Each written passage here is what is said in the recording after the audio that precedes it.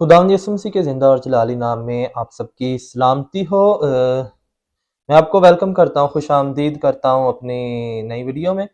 इसमें हम सीखेंगे द इंट्रोडक्शन ऑफ जेनेसिस, पुराने अहदनामा की किताबों का तारफ़। जैसा कि हम अपनी पिछली वीडियोज़ में सीख चुके हैं कि बाइबल मुक़द्दस के टोटल 2 हिस्से हैं, पुराना अहदनामा और नया अहदनामा। और पुराने अहदनामे को आगे 5 हिस्सों में तक़सीम किया गया है, जो कि सबसे पहला हिस्सा शरीयत की 5 किताबें हैं। हम आज के दिन शरीयत की 5 किताबों में से सबसे पहली किताब पैदाइश की किताब के बारे में सीखेंगे। बाइबल मुक़द्दस की पहली 5 कुतुब को बाज़ औक़ात तौरात भी कहा गया है, जिसका मतलब है 5 किताबें। उन्हें शरीयत की किताबें भी कहा जाता है और इनमें कवानीन और हदायत पाई जाती हैं, जो खुदावंद ने मूसा के ज़रिया बनी इसराइल को दी। मूसा ने इन कुतुब को तहरीर किया सिवाय इस्तिस्ना की किताब के आखिरी हिस्से के, क्योंकि इसलिए कि इसमें उसकी मौत का जिक्र किया गया है। ये 5 कुतुब मसीह के आने की बुनियाद रखती हैं, इसलिए कि उनमें खुदा इसराइल कौम को चुनता और वजूद बख्शता है। खुदा के चुने हुए लोगों के तौर पर इसराइल पुराने अहदनामा के रखने वाले, अहूद को हासिल करने वाले और मसीह की नस्ल के लोग बन गए। इसकी तस्दीक हमें रोमियो 3 बाब 2 आयत में और 9 बाब पहली 5 आयत में मिलती है। हम शरीयत की 5 किताबों में सबसे पहली किताब पैदाइश की किताब के बारे में सीखेंगे।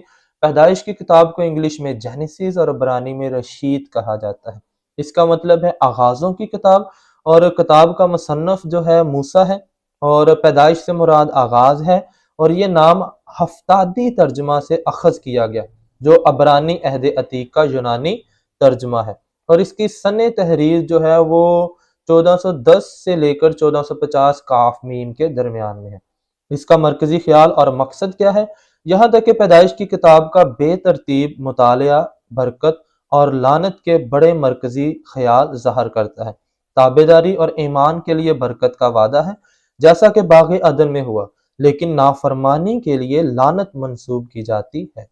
पूरी किताब इस मरकजी ख्याल को और इसके उल्ट लानत को तरतीब से बयान करती है, लेकिन इब्राहिम और इब्राहिम के अहद के बाइस एक कौम का इंतखाब ही इसका मरकजी ख्याल है।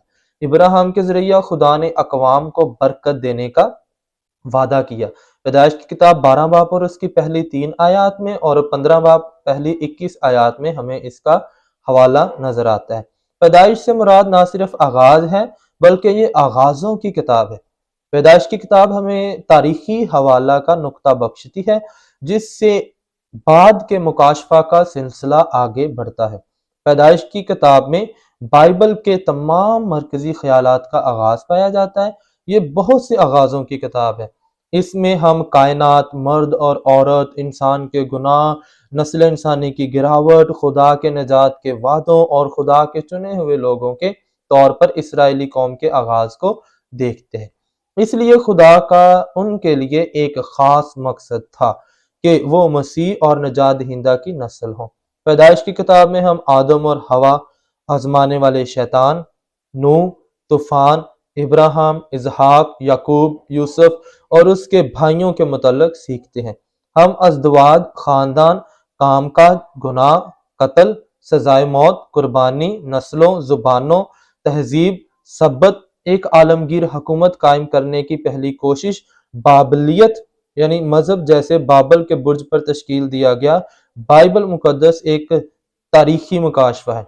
ये तारीख में खुदा के काम का बयान करती है। पैदाइश की किताब में ये जुमला आम नजर आता है कि ये डैश का निस्बनामा है। ये जुमला अगले हिस्सा से मुतारफ करवाने के लिए 11 मरतबा इस्तेमाल किया गया है, जो मालूमात फराहम करता है कि आसमानी और ज़मीन की तख्लीक और इसराइल के तमाम बुजुर्गान के दरमियान कौन से अहम वाक़यात रोनमा हुए। पैदाइश की किताब में जो कलीदी शख्सियात हैं वो आदम, हवा, इब्राहिम, सारा, इसहाक, रिबका, ईसाऊ, याकूब, राखल और यूसुफ जैसे किरदार हमें नजर आते हैं, जो कि हम पैदाइश की किताब में बारहा सीखते हैं।